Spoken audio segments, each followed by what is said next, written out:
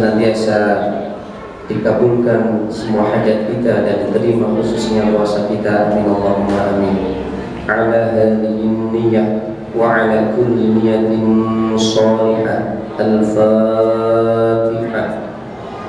A'udzu billahi minasy syaithanir rajim. Bismillahirrahmanirrahim.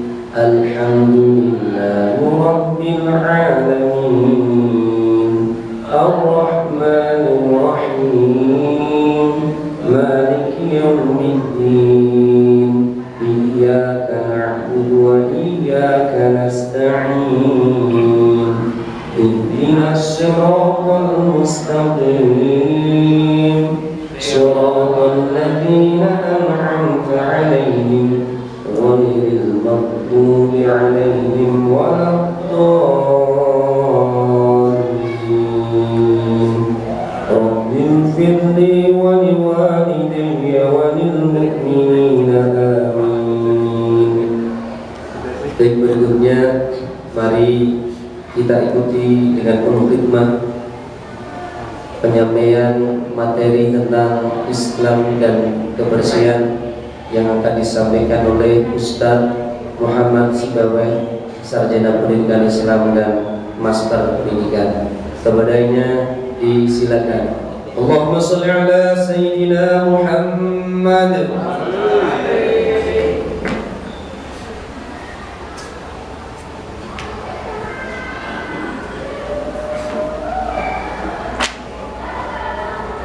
Bismillahirrahmanirrahim. Assalamualaikum warahmatullahi wabarakatuh. Alhamdulillah wa syukrulillah ala ni'amillah la haula wala quwwata illa billah. Amma ba'd. Bapak Ibu hadirin hadirat rahimakumullah. Bentar, saya itu udah bawa kitab, jadi saya foto kitabnya. Al-Mabadiul Fiqhiyah. Nah, zaman tadi kok ada foto-foto kitab. Gitu. Kaboten. Di samping aslinya itu orang pakai ngerti itu kesempatan. Ini saya Bapak Ibu jangan dibayangkan nanti isinya bermanfaat ya. Mudah-mudahan tidak ada manfaatnya harapannya ya. Artinya apa yang terucap dari saya ini jangan dimasukkan ke hati. Saya duduk di sini untuk menggugurkan kewajiban saja, karena sebetulnya saya itu mau pamit Pak Kardi kalau kelas 6 itu sedang menyiapkan tempat untuk ujian besok. Ternyata saya matur Pak Kardi malah dimulai. Nah, tidak. Bapak Ibu hadirin hadirat rahimakumullah. 10 menit mawon ya Bu. Dan itu sholat zuhur terus baru kotok ketok tondo-tondo kok maranian ngaji gitu. Jadi kalau aku rodok males kan memang aslinya ini doranian ngaji rodok mampu kebak sok gitu bener mampu kebak sok mergo yo sing isi rodok kebak sok. Oke, nek pengen diteruske monggo, rumah terbuka lebar. Rumah Pak Kardi namanya. Bismillahirrahmanirrahim. At-thaharatu utawi iku babagan thaharah, sesuci. Ma hiya thaharah? At-thaharatu hiya fi'lu ma la tasihhu as-shalatu illa bihi. Iki maknane thaharah secara sempit lebih kepada konteks sholat ya, konteks sholat. Thaharah adalah sesuatu yang harus dikerjakan demi sahnya sholat. Ini salah satu syarat sahnya sholat. Oleh karena itu Bapak Ibu, ini menjadi faktor paling menentukan ibadah sholat kita. Ada sebuah hadis bisa dicek tentang hadis Bukhari Muslim itu ngendikake ngaten. Ittola'tu fil jannati, Rasulullah ini, saya itu melihat surga. Faro'aitu aktsara ahliha, saya dilihatkan betapa mayoritas penduduknya ini surga al-fuqara'u, orang-orang fakir. Jadi kalau jenengan wes sugih ning kene iki ya sesuk malah mlebu swargane rada tersendat. Mula dadi wong e rada sugih. Lho tenan iki. Wong beruntung kaya dia kayak dia. Jenengan malah ning swarga Pak, tenang. Amin. Jadi oke aku namake Pak Edi iki wis sakit. Ngalor ngidul ngalor ngidul. Kita ngulon. Oke, jadi ampun berkecil hati. Nanti kita yang kebetulan kok merasa ya Allah mesti urip kok kaya ngene tok pas-pasan insyaallah sesuk swargane malah dhisik dhewe Allahumma amin. Iki hadis Rasulullah. Nah, kaitannya dengan toharoh ini gimana? Waktu dan saya melihat fil nari di dalam neraka, fa'aktsaru ahliha, maka ternyata mayoritas penduduk neraka an-nisa'u. Sapa? Sapa? Jenengan ora kena nyalahke aku. Nah, protes kan Nabi kan ini jelas hadis sahih. Saya tak jelas, saya tak bisa emosi. Buru-buru mesti emosi. Kok Pak? Jadi terus ternyata dari keterangan hadis ini adalah kenapa kemudian perempuan itu rata-rata mayoritas menjadi penghuni neraka. Ternyata salah satunya adalah memang perkara yang bagi kita sepele tapi luar biasa pentingnya di dalam kaitannya dengan ibadah. Apa itu? Toharoh. Betul. Dalam hal ini di samping perempuan itu sebetulnya kan kalau penghuni penghuni bumi ini mayoritas kan perempuan. Jadi wajar kan kalau kemudian mayoritas masuk ke tempat yang lain juga sebagai mayoritas. Contoh, mayoritas penduduk Indonesia adalah muslim. Maka jangan heran kalau banyak orang yang ketangkep maling adalah muslim. Tidak heran, kenapa? Karena memang mayoritas muslim. Ojo kaget nek ternyata mandang dicekel garong-garong para koruptor. Iki yo ojo kok kira terus non muslim, justru mereka lah yang menguasai, ya, karena memang mayoritas kita muslim. Sama Bapak Ibu, ternyata pertimbangannya bahwa mayoritas penduduk neraka adalah perempuan, salah satunya adalah toharoh. Di situ dijelaskan ketika Rasulullah SAW Isra Mi'raj, itu salah satu Rasulullah dilihatkan pada kejadian di mana perempuan disiksa. Disiksa itu sampai ditubles-tubles dari belakang. Itu ditanyakan kemudian, ya Jibril, kenapa sampai perempuan begitu nyiksanya itu loh, luar biasa, begitu kejamnya. Itu karena ternyata antara lain satu, mereka ini sering mengumbar auratnya. Tapi kan bukan dengan ini ya, tapi salah satu pertimbangannya adalah itu. Yang kedua, kenapa sampai siksaannya begitu hebatnya? Antara lain karena perempuan itu sering menyakiti suaminya dengan kata-katanya. Oh, ini luar biasa, oke? Atau wani-wani kalau nggak mau, atau wani-wani kalau main jepit. Keterangannya memang kata itu, dia tenang. Duh, Pak, enak jadi wong lanang, lah kok wis kadung nih. Memang bunyinya hadis ngaten nang pripun. Niku makanya niki alasan berikutnya, nah itu Rasulullah kemudian tanya, ya Jibril, saya lihat kenapa perempuan itu sampai, maaf ini di keterangan itu dijelaskan bahwa sampai kedua buah dadanya ditarik ke belakang. Betul itu. Ternyata alasannya apa? Karena sering nusoni tanggane. Dibahasakan dewe ini. Maksudnya apa?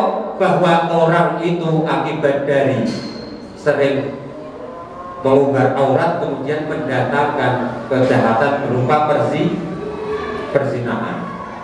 Nah masalah mau nusoni tanggane itu bahasaku dewe itu. Boleh orang kakalan no. Itu bapak itu. Terus berikutnya yang keempat, kenapa sampai perempuan itu disiksa melebihi batas ambang siksaan seperti orang-orang lain? Ternyata jawabannya adalah karena dia tidak bisa menjaga kesuciannya. Dalam hal apa? Di sini Bapak Ibu, ternyata perempuan itu harus menjaga toharohnya. Menjaga toharoh ini ternyata tidak bisa. Kalau Bapak Ibu, kalau Bapak itu cukup ketika mau sholat, ketika junub. Tapi ternyata perempuan itu kesempatan untuk apa ya? Lebih hati-hatinya dalam hal toharoh itu lebih banyak. Satu, perempuan mengalami ini yang rutin dulu. Perempuan mengalami haid, betul? Maka ini yang tidak terjadi pada bapak-bapak. Maka di sini otomatis semua perempuan pasti mengalami ini. Oke, kecuali perempuan yang maaf sudah melewati ambang batas. sudah apa bahasanya menopause itu sudah dilakukan. Yang kedua, perempuan harus juga diwajibkan untuk menjaga kesuciannya ketika setelah niku nifas niku melahirkan. Kemudian ketiga, masih diwajibkan lagi perempuan untuk mandi sama seperti laki-laki kalau dalam hal ini, yaitu ketika berkumpul dengan suami. Kalau ini suami sama. Artinya apa? Bahwa peluang untuk lalai dalam hal toharoh itu lebih banyak laki-laki atau perempuan. Jadi jangan heran kalau ternyata aktsaru ahliha anisa. Bapak Ibu panjenengan memang bolehlah berkilah. Pak, mosok ya Pak, karena kita sudut pandangnya itu perempuan-perempuan asal lama yang notabene adalah wong-wong kerudungan kabeh, paham ya? Tapi kalau di luar sana Bapak Ibu, betul ini terjadi. Betul ya? Betul, orang tidak begitu mementingkan bagaimana cara mandi yang benar. Orang tidak mementingkan bagaimana kemudian setelah haid, maka dia harus ada bagian-bagian yang tetap harus dijaga. Betul deh? Kalau perempuan itu kalau dalam masa haid, maka rambut saja, betul kan?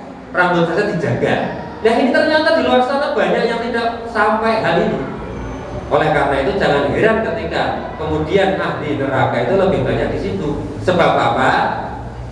Sebab yang menjadi syarat sahnya sholat antara lain di sini tadi saya kembali ke Mabadul Tiqiyah tadi, bahwa fi'lu ma la tasihhu as-sholatu illa bihi, otomatis kalau sholatnya tidak sah, kalau wudunya sucinya tidak sah, maka sholatnya juga ikut tidak sah. Nah, jadi toharoh itu menjadi salah satu kunci diterimanya ibadah sholat kita. Nah ini pentingnya di sini. Sholat kita sebagus apapun, kalau toharohnya tidak sempurna, maka gugur juga. Karena apa? Ini menjadi bagian dari syarat sah sholat. Maka jadi kalau termasuk saya menganalogikan nanti, saya ini kalau kelingan ketika Pak Mansur, betul, aku itu ini mencoba menghindari saya paham maksudnya. Itu terjadi gejolak itu seperti apa yang saya alami. Saya itu sebetulnya perlahan mau menghindari mik. Kenapa? Karena tak rasa-rasa kayak bener. Kaburomatan indallahi antaqulu ma la taf'alun. Aku tak rasa-rasa kayak bener. yakin sak cilik apa bae, kaya wong kaya kula, kaya Pak Mahfud itu mesti duwe hati kecil begitu. Termasuk ingkang dingendikake Pak Mazhum Kolom ini. Kenapa? Karena memang peluang untuk melakukan kesalahan lebih banyak daripada jenengan sing meneng. Paham nggih? Paham bener? Termasuk jane niki kula aja kula tolak. Asline kan pengin niku, tapi iki nek tak tolak ya. Betul betul Pak Karti. Ana resikone mboten nek tak tolak. Mboten estu. Pilihane nolak. Kula niku wae nek ora tak angkati yo. Iya. Yo piye? Tak angkati yo piye? Dalam hal apa? Nyuwun sewu, aku wis ora berpikir tentang profi. Permohonan tenan iki. Tenan. Nek niki wau murni ibadah. Estu kula bismillah saking napa kelas nek mriki niku wis tak niate ibadah. Profi itu hanya bagian dari syarat sahnya saja. Otomatis ibadahku akan gugur kalau syarat sahnya tidak terpenuhi. Betul betul. Jadi yang sampai gugur Pak Karti. Makanya ibadahnya orang mau. Dan ini kaitannya niku. Leres tapi ini kembali Pak. Kalau niku sampai gini, ya Allah mungkin jadi pengen menghindari ini. Beberapa nama niku kesempatan itu saya aku orang nek di kon ceramah wis pegaan Pak. Rekae mek ngono. Terus agar cerita karo ibune iku karo makne iku aku ngono undangan iku. Iya, angkat timbel wis. Wah, iki jajan. Kula niku estu, kula kelingan banget kawula maktan indallahi an taqulu mala taf'alun. Tapi jenengan pirsani, dari pembicaraan awal saya mencoba menjauhkan diri dari saya biar tidak terjebak apa yang tidak saya lakukan. Paham jenengan? Pokoknya bahasa itu mulane niku. Jadi kaitannya pengaruh. Nggih. Lanjut Bapak Ibu. Wahia utawi toharoh iku nau'ani ana rong macem. Niki sing paling rawan niku ten sing wau. Toharatun minal hadati wa toharatun minal qobati. Niki napa niku? Setunggal toharoh yang berupa kesucian dari hadas, yang kedua adalah toharoh kesucian dari najis. Dua hal ini sama pentingnya. Hadas itu artinya bahwa kesucian itu bisa keadaan itu bisa disucikan dengan dua hal. Satu apa? Wudu. Yang kedua mandi. Maka untuk hal ini terus terang ibu kan otomatis lebih banyak peluangnya untuk kekurang hati-hatiannya itu di situ. Karena apa? Ibu mengalami haid, ibu mengalami nifas, ibu mengalami sama. Sementara kalau bapak-bapak itu mandi itu kalau tidak kemungkinan yang dua ihtilam itu mimpi, yang kedua kemungkinannya ya kumpul bojo. Nek sing wis duwe bojo, nek sing ora duwe bojo ya kemungkinan yang kedua nek ora metu karepe dhewe ya mesti kok-koke. Sing kayak iki tahu kan pengalaman ya. Tenan iki aku berbicara fakta. Apa iso Pak? Iso. Saya nonton video kurang-kurang, betul? Betul? Lah ini. Maka dari dua hal ini, buah kuwi disengaja ora disengaja, tetap kewajiban mandi padha wae. Nek wong lanang kemungkinannya lebih kecil daripada wong wedok. Jadi kaitannya hadis ning kula atur meten ngarep niku wau bahwa ternyata mayoritas penghuni neraka itu adalah perempuan. Salah satunya ini. Yang kedua, konteks suci itu juga mengenai najis. Otomatis Bapak Ibu, kalau sampean niku nek napa nggih, nek boten teliti dalam hal ini, sebetulnya ibadah kita itu kadang-kadang betul-betul sia-sia. Jadi percuma dilakonono khusuk nek memang syarat sahnya boten terpenuhi. Contoh nggih, contoh. Di kamar mandi As-Salamah ini yang saya tahu itu belum ada bak besar yang melebihi kullataini. Ambang batas minimal adalah kullataini, sehingga tangan itu bisa masuk maksud saya. Satu-satunya yang saya tahu itu di TK, sebelah TK. Itu insya Allah sudah melebihi batas atau ambang tangan kita bisa nyelup. Kenapa itu menjadi penting? Pengetahuan itu menjadi penting. Kadang-kadang yang kita dalam kondisi tertentu, ini saya yakin tidak semua orang, maksudnya tidak semua dari kita itu kadang-kadang detail sampai situ dan ceritakan. Saya di lantai 3, ini fakta. Saya itu di lantai 3 sudah terlanjur BAB atau sudah terlanjur buang air kecil BAK. Di tengah-tengah perjalanan tiba-tiba mampet, itu terjadi. Sementara di apa itu namanya, ember itu hanya ada setengah air dari ember itu, ataupun penuh lah, penuh. Bapak Ibu, ini sebetulnya ember ini masih ada kemungkinan suci, tapi awas, ada kemungkinan mutanajis dan ada juga kemungkinan mustamal. 3 hal ini yang kadang-kadang kita semua itu tidak teliti. Maaf ini kadang-kadang hanya yang paham ya orang-orang tertentu, mungkin Pak Kati, mungkin Pak Mazum, mungkin Pak Mahfud. Saya pikirnya sampai segitu. Aku yakin kabeh guru asal lama, kabeh karyawan itu paham sampai hari ini. Karena begini, ketika kita tahu dari air yang mustamal, maka itu tidak ada artinya. Artinya apa?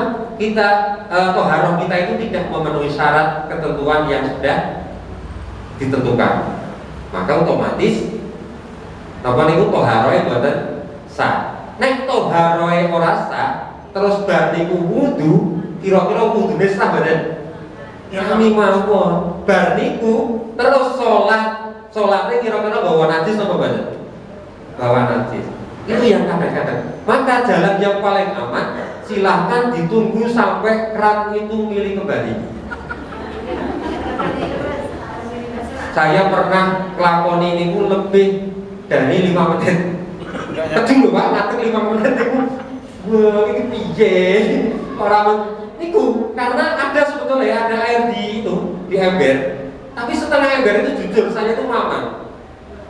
Ini kemungkinan besarnya juga wes diobok-obok bocah cilik. Nggih betul betul. Kalau wes obok-obok apa ora arti kondisi mayoritas anak kecil itu sing jelas lebih rawan daripada orang dewasa. Maka Bapak Ibu jangan, kalau saran saya di Assalama ini betul-betul jangan gampang remeh deh. Betul, karena kita ini tempatnya anak-anak kecil ya, gitu. Anak-anak kecil itu kalau pipis, pipis itu kadang-kadang tidak peduli itu di tempatnya atau tidak. Jangan. Maksudnya begini, ember di sini, pipis itu di sini. Kemungkinan saya bilang, tapi kalau jenengan pengen nyoba, itu saksi terhadap saya. Lu tenan itu saksi ini jangan ngawur tenan ngawur. Biasanya ya, orang dibuyang itu mesti. Nah, kemungkinan ketika niki nyipratan ember itu besar. Jangan dipikir cipratan Pak, sedikit tidak kelihatan. Cipratan itu sing jenengan nyiprat, itu biasanya diburu. Sing dek itu sing asli deh. Paham maksudku? Paham ya? Cipratan jenengan kalau tidak percaya kan, jenengan kelingkes niku nek nggo segmenten. Sebetulnya masih ragu sekali. Artinya apa? Kemungkinan cipratan ini tetap saged pengantem ini. Dicoba mawon kalau tidak percaya. Peletik sithik mawon itu dhuwure kira-kira sudah 1/2 meter. Dan piye carane? Ya ku rahasia. Nek kula betul terus saya akhirnya saya lepas daripada rawan itu Pak. Ini kalau kondisinya tidak memungkinkan. Tapi kalau memungkinkan, artinya kita punya tempat yang lebih tinggi atas jatuhnya air yang kita keluarkan tadi, insya Allah aman, insya Allah tidak apa-apa. Atau yang kedua, mungkin ada penghalang. Contoh, umpamanya ditempel ke tembok, kan biasanya kalau diatur ke tembok saya. Dia otomatis itu meredam itu. Betul? Tapi sini ibu kan betul saged. Tempel ke tembok piye? Betul betul. Artinya apa? Iki sing pirsa panjenengan piyambak. Paham ya? Pripun? Berarti nek lanang nguyak kadet. Dalam yo sakit jujur-jujuran. Nopo lagi awake dhewe nek mimpi biasane. Dok. Dok itu malah rawan loh Pak. Itu menurut saya. Solusinya kalau saya jujur, ya itu dicopot saya arep dodok. Arep dodok itu copot saya. Copot kabeh. Botol lah, copot kabeh boten. Itu terlalu naif, nggih. Tapi faktanya kalau tidak dilepas, yang saya tahu ini, saya memang tidak tahu persis, tapi hanya perkiraan tapi akan benerin. Roto-roto tetap dilingkis, berarti itu ngantek apa dodok? Ayo pertanyaannya. Tergantung kondisi. Tergantung kondisi. Lah betul, tergantung kondisi. Sudah nyopot-nyopot salah arep anu nggih. Salah kebelet malah ngopo. Malah ketuse. Nggih. Jadi begini, untuk hal-hal teknis begitu, monggo jenengan paling perso. Tapi yang paling pokok adalah bahwa air yang tersedia itu saya sarankan pakailah air yang mengalir. Wes paling aman. Oke, jadi itu karena air yang mengalir itu tidak harus dibatasi kullata ini atau batas minimal. Tapi kalau yang pola sini, niku insya Allah jenengan celok-celoke wudu ten mriku sisan malah boten napa-napa niku. Batasannya berapa, Pak? Batasannya itu 60. Niku 60 liter. 60 cm, 60 meter. 60 cm. Jadi kalau panjangnya itu, ini perkiraan saja sih. Lebarnya setengah senti, 60 cm. Terus ketinggian 60 cm, panjang 60 cm. Itu jenengan baru masuk KKM. Oke, KKM-nya 60. Itu berarti ketika jenengan wudu, otomatis nek persis 60 itu kan berkurang. Itu berikutnya sudah tidak boleh dipakai. Paham ya? Tapi kalau di sini itu perkiraan sudah sampai mendekati 70 kali. Kedalamannya lebih dalam dari itu, gitu? Nah maka itu nek diceloke baru boleh, pokoknya lebih dari kullata ini. Wow.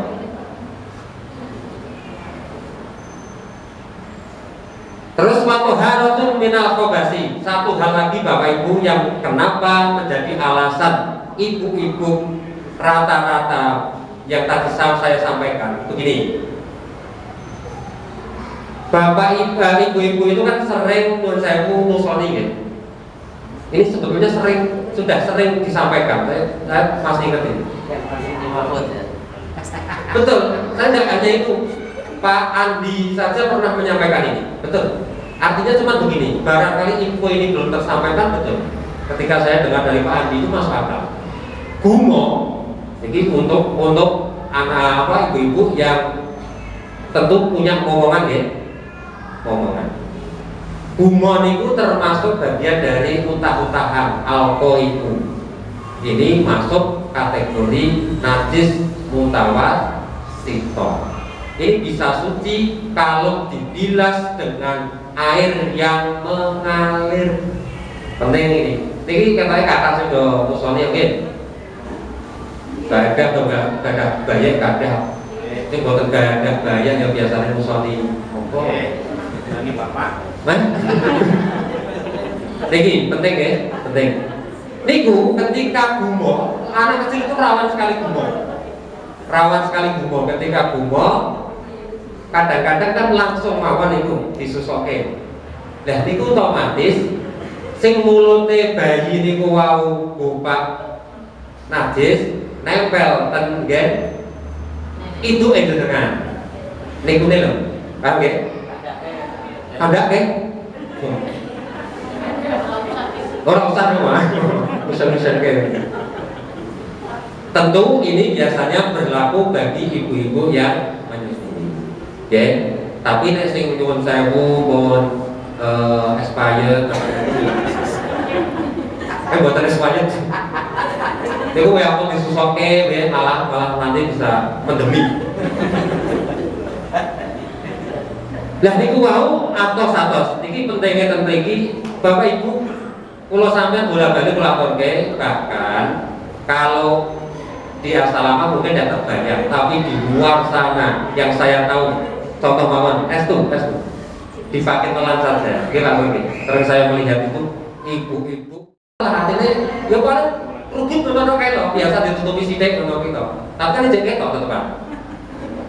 Pulau bayangke orang-orang yang seperti inilah kemudian yang dimaksud dengan apa nih kau aktaru ahdin. Nah, saya pikir begitu. Jangankan kok mereka berpikir sholat, wudhu saja dari wudhu saja sudah tidak dipikir. Jadi bagaimana cara bersuci saja tidak diperhatikan.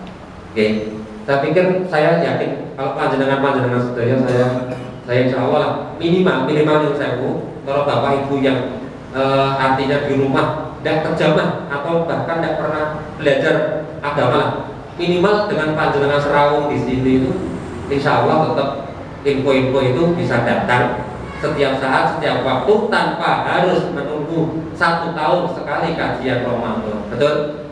Ini kan ketemu setahun sekali. Oh 2 tahun malah nih Pak Kati dulu saja. Kalau bayang tadi Pandemi. katanya pandemi. Ini oke. Jadi info-info penting ini. Atau haratu minal hadas ini kau pun melaturake. Jadi kalau bersuci dari hadas itu caranya ada 2, 1 wudu, 2 mandi, atau tayamum itu adalah pada posisi menggantikan wudu atau atau mandinya itu tadi. Artinya begini loh. Yang utama adalah wudu dan mandinya. Tayamum adalah posisi sebagai jalan alternatif. Paham ya? Selama tidak ada udzur yang bisa membolehkan tayamum, tetap kewajibannya adalah wudu dan mandi. Oh iya Pak, mandi yo tayamum. Iya, caranya padha nggih sami. Aja dipikir nek wudu niku tayamum kaya ngono, terus nek mandi guling-guling iku mboten. Kebayangannya padha. Nah, padahal prakteknya itu padha nggih tayamum. Cuman sing bedake napa? Sing bedake nggur niat sih. Atau haratu minal khobasi. Kalau ini suci dari najis itu caranya gimana? Dia tahu atau haroh itu al istinja cewek itu Bapak Ibu. Wa izalatun najasati anil badani. Jadi sedaya sing kula kene mau 2 hal inilah bisa suci. 1, memang secara fisik kita harus menghilangkan atau izalatun najasi, atau itu dalam bentuk boten kasat mata. Contoh niku mau hadas. Hadas itu kan kondisi yang tidak bisa dilihat, hanya bisa dirasakan. Contoh, umpamanya kon wudu kentut itu kan tidak bisa dilihat, tapi dari ambune wes ketok kok bisa dirasakan kayak kentut. Apa meneh pelakune niku ora iso endo, nek wis genah kentut yo wudu. Demikian Bapak Ibu, ini baru sekelumit ini, baru 2 baris dari kitab Al-Mabadiul Fiqhiyah. Mohon maaf, memang itu sengaja saya tidak bawa, saya ceritakan sedikit lah. Karena kalau banyak-banyak nanti pertanggungjawabannya lebih banyak. Gitu, kalau Pak Mas. Jadi kalau saya banyak bicara nanti malah pertanggungjawaban saya lebih banyak. Apalagi jujur mawon, di hadapan panjenengan, nah ini bapak-bapak ini luar biasa. Jujur mawon saya itu udah ahli kitab singkatus mungkin sebagian dibayangkan lah buatan ya. Saya itu hanya orang yang sok tahu, yang ya dari wongnya tahu mondok, tapi sebetulnya kan artinya apa? Wong mondok itu kan dari mesti pinter, dari mesti ahli kitab geng. Kan wong mondok itu ya ora iso apa-apa.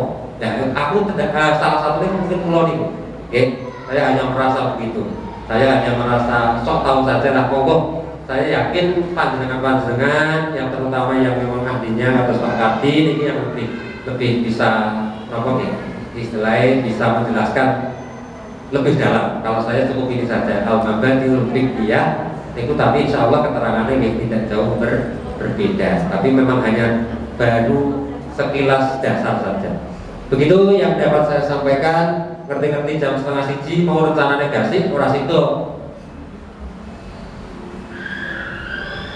Wabillahi taufiq wal hidayah. Wassalamualaikum warahmatullahi wabarakatuh.